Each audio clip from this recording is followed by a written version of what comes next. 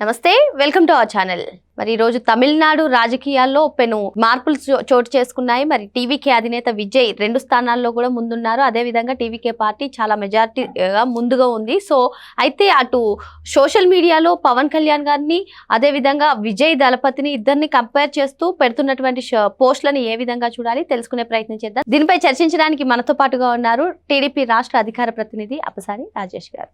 నమస్తే సార్. నమస్కారం సార్. ఇప్పుడు టీవీకే అధినేత విజయ్ 2 స్థానాల్లో ముందున్నారు. అదేవిధంగా టీవీకే పార్టీ 100 స్థానాలకు పైగా ప్రస్తుతం అయితే లీడ్లో ఉంది. అయితే దీన్ని గురించి ప్రస్తావిస్తూ అటు పవన్ కళ్యాణ్ గారిని దమ్ము ధైర్యం అంటే ఇది అంటూ సోషల్ మీడియాలో కొందరు కావాలనే పవన్ కళ్యాణ్ గారిని టార్గెట్ చేస్తున్నారు. అసలు తమిళనాడు రాష్ట్ర రాజకీయ పరిస్థితులు ఏ విధంగా ఉంటాయి, ఆంధ్రప్రదేశ్ రాష్ట్ర రాజకీయ పరిస్థితులు ఉంటాయి, ఈ పోస్టులను ఏ విధంగా చూడాలంటారు? ఇప్పుడు వాస్తవంగా ఒక రాష్ట్రంలో జరిగిన ఎన్నికని ఇంకో రాష్ట్ర రాజకీయాలకి ముడిపెట్టి, అలాగే ఒక రాష్ట్రంలో దీనికన్నా ముందు జరిగిన ఎన్నికలు, ఆ ఎన్నికల్లో పలానా ఫలితాలు వచ్చాయి కాబట్టి ఈ ఎన్నికల్లో కూడా అదే ఫలితాలు వస్తాయి అని చెప్పని ఈ రకమైన చర్చలు జరపటం, ఈ పోలికలు పోల్చడం అనేది అసంబద్ధమైన అవగాహన రాహిత్య ప్రస్తావనగా నేను భావిస్తాను. కారణం ఏంటి అంటే, ఇవాళ తమిళనాడు రాజకీయాలు జాతీయ పార్టీ కాంగ్రెస్ గుప్పెట నుంచి ఒకనాడు జాతీయ స్థాయిలో అత్యంత కీలక ప్రభావం చూపిన కాంగ్రెస్ నాయకత్వం ఉండేది. కానీ 1960 దశకంలో తమిళనాడు రాజకీయంలో పురుడు పోసుకున్న ద్రవిడ ఉద్యమం, అక్కడ పెరియార్ రామస్వామి గారి ఆధ్వర్యంలో పురుడు పోసుకున్న ఆ ఉద్యమం, ఆ ద్రవిడ సిద్ధాంతం, దాని నుంచి అన్నాదురై గారు అక్కడ ముఖ్యమంత్రిగా బాధ్యతలు చేపట్టడం, ఆ తర్వాత కరుణానిధి గారు 1969లో ముఖ్యమంత్రి అయ్యారు. మొట్టమొదట నేను పుట్టిన సంవత్సరం, నాకు ఇప్పుడు 57 సంవత్సరం. అంటే గడిచిన సుమారు 6 దశాబ్దాలుగా అక్కడ ద్రవిడ ఉద్యమ పార్టీలు, వాటిని ద్రవిడ పార్టీలు అనొచ్చు, డిఎంకే కావచ్చు, తర్వాత రోజుల్లో కరుణానిధి గారికి ఎంజీఆర్ గారికి మధ్య వచ్చిన వైరుధ్యాల నేపథ్యంలో ఎంజీఆర్ గారు ఏఐఏడిఎంకే డిఎంకేకి పోటీగా ఆయన సొంతంగా ఇంకొక పార్టీని ఏర్పాటు చేసుకున్న ఈ గడిచిన 4.5 దశాబ్దాలుగా, సుమారుగా 5 దశాబ్దాలకు పైగా ఈ 2 పార్టీల మధ్య తమిళ రాజకీయం మొత్తం కేంద్రీకృతమైంది. ఈలోగా అక్కడ చాలా పార్టీలు వచ్చినాయి. ఇవాళ విజయ్ గారు వచ్చినట్టుగానే ఒకనాడు విజయకాంత్ గారి ఆధ్వర్యంలో ఒక పార్టీ పురుడు పోసుకుంది. అలాగే పాపులర్ హీరో శరత్ కుమార్ గారు ఇంకొక పార్టీని ఏర్పాటు చేశారు. కానీ ఆ పార్టీలు ఏవి కూడా ఈరోజు విజయ్ గారు చూపించినంతటి స్థాయి ప్రభావాన్ని చూపలేకపోయారు. కారణం ఏంటి అంటే, ఈ ద్రవిడ పార్టీల ఈ ప్రాబల్యం సుమారుగా 6 దశాబ్దాల పాటు కొనసాగిన తర్వాత నేడు ఈ 2 పార్టీలకి ప్రత్యామ్నాయంగా ఇంకొక కొత్త శక్తికి అవకాశం ఇవ్వాలి అని చెప్పని తమిళ ప్రజలు భావించారు. కాబట్టి అంతిమ న్యాయ నిర్ణేతలు ప్రజలు. ఇవాళ జయలలిత గారు మరణించిన తర్వాత, కరుణానిధి గారు కూడా మరణించిన తర్వాత, ఎంజీఆర్ గారి మరణానంతరం జయలలిత గారు ఆ వ్యాక్యూమ్ని ఫిల్ చేసి ఏఐడిఎంకేని సక్సెస్ఫుల్గా ఆమె కొన్ని దశాబ్దాల పాటు ఆ నాయకత్వం కొనసాగించగలిగిన తర్వాత, జయలలిత గారు లాంటి ఒక టవరింగ్ పర్సనాలిటీ ఆబ్సెన్స్లో అంతటి స్ఫూర్తిదాయక నాయకత్వాన్ని అందించే విషయంలో ఏఐడిఎంకే వైఫల్యం కొంత కొట్టచాటు కనిపిస్తూ ఉంది. ఇదే సందర్భంలో డిఎంకే పార్టీ దశాబ్ద కాలం పాటు పరిపాలించిన తర్వాత, సహజంగానే ఏ పార్టీకైనా ఏ ప్రభుత్వానికైనా ఒక 5 సంవత్సరాలు పరిపాలన చేసిన తర్వాత, ఒక 10 సంవత్సరాలు పరిపాలన చేసిన తర్వాత కొంత యాంటీ ఇన్కంబరెన్సీ అనేది ఉంటుంది. ఇటువంటి పరిస్థితుల్లో జయలలిత గారు లాంటి టవరింగ్ పర్సనాలిటీ ఆబ్సెన్స్లో ఇవాళ స్టాలిన్ గారికి సరైన ప్రత్యామ్నాయంగా ఏఐడిఎంకేని ప్రజలు పరిగణించని నేపథ్యంలో ఈ వ్యాక్యూమ్ అక్కడ తమిళ రాజకీయాల్లో కనిపిస్తున్న పూర్వరంగంలో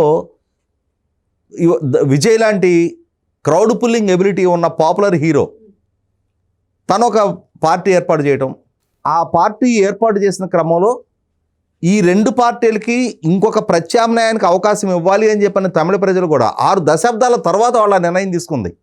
నేను ఇందాక చెప్పినట్టుగా వైగో గారి పార్టీ ఒకటి ఉండేది.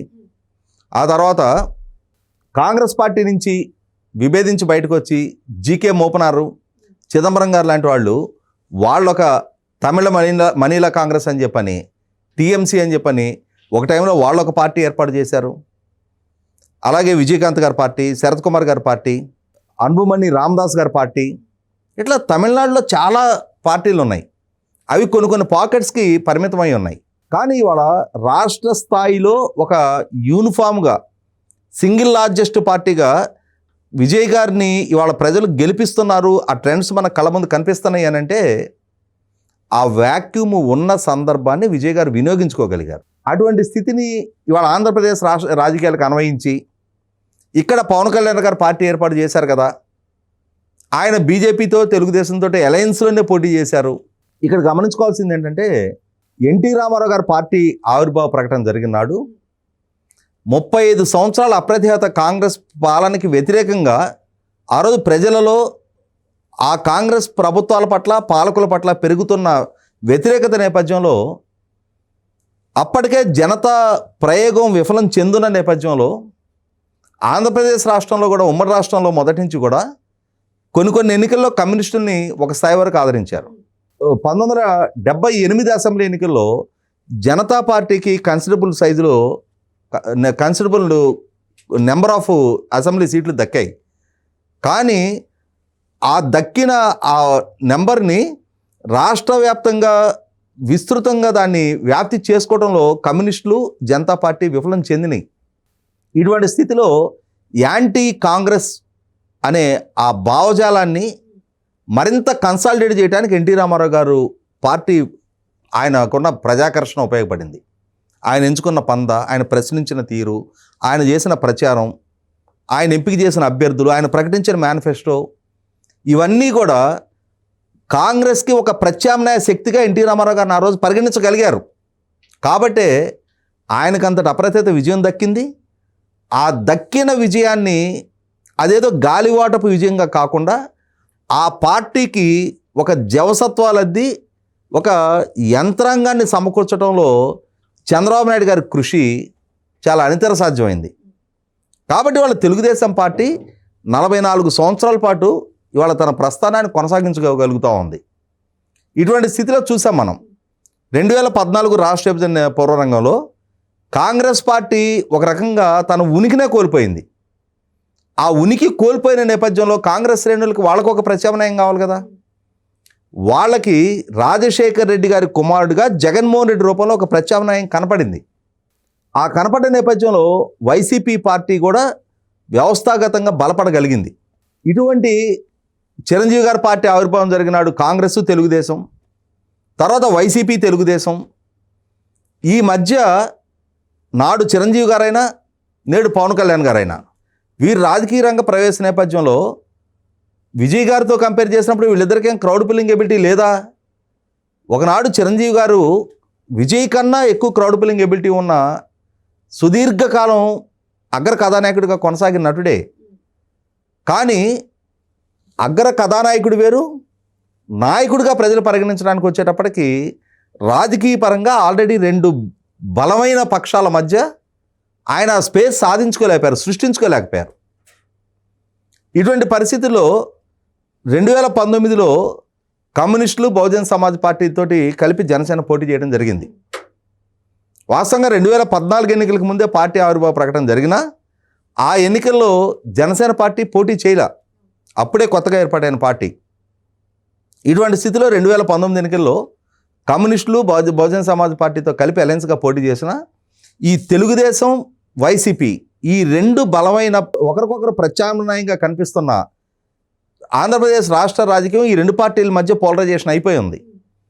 ఇటువంటి స్థితిలో ఆంధ్రప్రదేశ్ పౌర సమాజం జనసేనకు ఆ స్పేస్ ఇవ్వనప్పుడు ఆ గ్రౌండ్ రియాలిటీ అర్థం చేసుకున్న పవన్ కళ్యాణ్ గారు 2 బలమైన రాజకీయ పక్షాలు ఆల్రెడీ రాష్ట్ర రాజకీయాల్లో తమ ఉనికిని చాటుకుంటున్న నేపథ్యంలో ఇవాళ 3వ ప్రత్యామ్నాయంగా తనకు అవకాశం దక్కనప్పుడు ఇదే సందర్భంలో జగన్మోహన్ రెడ్డి ఆయన ఆ పాలన సృష్టిస్తున్న విధ్వంసం, రాష్ట్ర ప్రజలు ఎదుర్కొంటున్న కడగండలు, ఆ జగన్మోహన్ రెడ్డికి వ్యతిరేకంగా ఉన్న ఈ ప్రభుత్వ వ్యతిరేక ఓటుని తాను ఎన్నికల్లో తెలుగుదేశం జనసేన విడివిడిగా పోటీ చేయటం వల్ల ఆల్రెడీ ప్రజా వ్యతిరేకత మూటగట్టుకుంటున్న జగన్మోహన్ రెడ్డి లాంటి పాలకుడికి ఈ ప్రభుత్వ వ్యతిరేక ఓటు చీలిక ద్వారా అది తనకు అడ్వాంటేజ్గా పరిగణించకూడదనే ఉద్దేశంతో do or die now or never ఈ ఎన్నికల్లో జగన్మోహన్ రెడ్డిని ఓడించే తీరాలి అని ఒక కృత నిశ్చయంతో ఆయన ఎన్డీఏ కూటమిగా పోటీ చేయడానికి సర్దుకున్నారు. ఇది 100% సర్దుబాటే. 175 స్థానాల్లో తన అభ్యర్థులను పోటీకి నిలపొచ్చు. కానీ ఆ అవకాశాన్ని 21 స్థానాలకు తాను పరిమితం చేసుకోవడం ద్వారా తాను అనుకున్న లక్ష్యాన్ని పూర్తి స్థాయిలో నెరవేర్చగలిగారు. జగన్మోహన్ రెడ్డి పార్టీని అధపాతాళానికి తొక్కుతాను అని చెప్పని చేసిన వాగ్దానాన్ని ప్రత్యక్షంగా పరోక్షంగా నెరవేర్చుకోగలిగారు. ఇవాళ విజయ్ ఆయన ఇండివిజువల్గా పోటీ చేశారు. ఇవాళ తమిళనాడు అసెంబ్లీలో ఉన్న 234 సంఖ్యాబలంతో కంపేర్ చేసినప్పుడు 118 స్థానాలు ఆయనకి దక్కితే ఆయన single largest party magic figure దక్కించుకొని ప్రభుత్వాన్ని ఏర్పాటు చేయడానికి ఆస్కారం ఉంటుంది. ఒకవేళ 118 దక్కలేదు, దక్కనప్పుడు మరి ఏదో ఒక రాజకీయ పార్టీతోటి అలయన్స్ అవ్వాల్సిందే కదా అక్కడ ఆయన కూడా. అంటే ప్రీపోల్ అలయన్స్ కాదు, పోస్ట్ పోల్ అలయన్స్ అయినా సరే అది కళ్ళ ముందు ఉన్న కంపల్షన్ కదా. కాబట్టి అక్కడ రాజకీయాలు అనేది డైనమిక్గా ఉంటాయి. రోడ్డు మీద మనం ఒక మైల్ రాయిని బాతాం, మనుషులు మారచ్చు, రోడ్డు మీద తిరిగే వాహనాలు మారచ్చు, కానీ ఆ మైల్ రాయి స్థిరంగా అక్కడే ఉంటుంది. రాజకీయాలు అలా ఉండవు. పరిస్థితులు పరిణామాలు బట్టి రాజకీయాలు మారుతూ ఉంటాయి. ఈరోజు ఈ పార్టీల మధ్య ఒక సయోధ్య కుదిరింది, లేదు ఈరోజు ఇండివిజువల్గా ఈ పార్టీ ప్రభుత్వాన్ని ఏర్పాటు చేసింది. కాబట్టి ఇదే శాశ్వతంగా కొనసాగాలని చెప్పని డిక్టేట్ చేయడానికి అంతిమంగా ప్రజల నిర్ణయం. ప్రజలు మళ్ళీ ఎలక్షన్ నాటికి ఈ పార్టీకి సింగిల్ లార్జెస్ట్గా వాళ్ళకి మ్యాజిక్ ఫిగర్ కట్టబెట్టలేదు. వీళ్ళతో కలిసి రాగలిగే లైక్ మైండెడ్ పార్టీలకి ఇంకా కొంత నెంబర్ దక్కుంది, కలిసి ప్రభుత్వాన్ని ఏర్పాటు చేస్తాయి. అంతిమంగా ఒక సుస్థిర ప్రభుత్వాన్ని అందించటం ఆ ఎన్నికల లక్ష్యం. అటువంటప్పుడు ప్రజలిచ్చిన అవకాశాన్ని ఇదే శాశ్వతం అని చెప్పని భావించడం కూడా, ఈ అవకాశం దక్కించుకోవడానికి మేము పెట్టుపుట్టున్నాము అని చెప్పని ఏ రాజకీయ పార్టీ అయినా సరే ప్రజాస్వామ్యంలో భావిస్తే అది అటువంటి వారి అహంకారమే తప్ప, గెలుపులో వినయాన్ని ప్రదర్శించాలి, అపజయంలో ధైర్యాన్ని ప్రదర్శించాలి. ఓడిపోయాం కదా అని చెప్పని కుంగిపోకూడదు, గెలిచాం కదా అని చెప్పని మిడిసిపాటు పడకూడదు. ఇవాళ విజయ్ తమిళనాడులో నెగ్గారు కదా, పవన్ కళ్యాణ్ ఆంధ్రప్రదేశ్లో 21 స్థానాలకే పరిమితం అయ్యారు కదా అని అంటే, విజయ్ డిఎంకేని ఓడించాలి అన్న తన లక్ష్యంలో ఆయన ఎలా సఫలీకృతం అయ్యాడో, ఎన్ని స్థానాలకు పోటీ చేయడం అనేది కాదు, ఆయన ఎంత ఇంపాక్ట్ క్రియేట్ చేశాడనేది కూడా ముఖ్యం. జగన్మోహన్ రెడ్డికి రాజకీయంగా అంటే ప్రతిపక్ష హోదా కూడా దక్కనివ్వను అని చెప్పని, ప్రభుత్వ వ్యతిరేక ఓటు చీలనివ్వను అని 2022 మార్చి 14 చెప్పారు పవన్ కళ్యాణ్. 2024 మే 13 ఎలక్షన్స్ జరిగితే ఎలక్షన్స్కి 2 సంవత్సరాల 1 నెల 29 రోజుల ముందు చెప్పారు ఆయన. జగన్మోహన్ రెడ్డి మళ్ళీ గెలవటం లేదు, జగన్మోహన్ రెడ్డి ఆదేశాలే శిరోధార్యంగా భావిస్తున్న అధికార వ్యవస్థ రేపటి రోజున మీరు బలిపశువులు కాకుండా ఉండటం కోసం మీరు రియలైజ్ అవ్వండి, జగన్మోహన్ రెడ్డిని గెలవనివ్వను అని చెప్పని ఆయన 2 సంవత్సరాల ముందు చెప్పారు. కాబట్టి ఈయన లక్ష్యంలో ఈయన సఫలీకృతం అయ్యారు, ఇవాళ విజయ లక్ష్యంలో ఆయన సఫలీకృతం అయ్యారు. వారిద్దరి మధ్య కంపేర్ చేసి ఒకరు ఎక్కువ ఒకరు తక్కువ అని చెప్పని ఈ విధమైన పోస్టులు పెట్టడం, పవన్ కళ్యాణ్ గారి వ్యక్తిత్వాన్ని ఏదో కించపరిచే ప్రయత్నం చేయడం అనేది 100% అవగాహన రాహిత్యపు ప్రస్తావన. అది మరో అంశంతో మళ్ళీ కలుద్దాం. Thank you sir.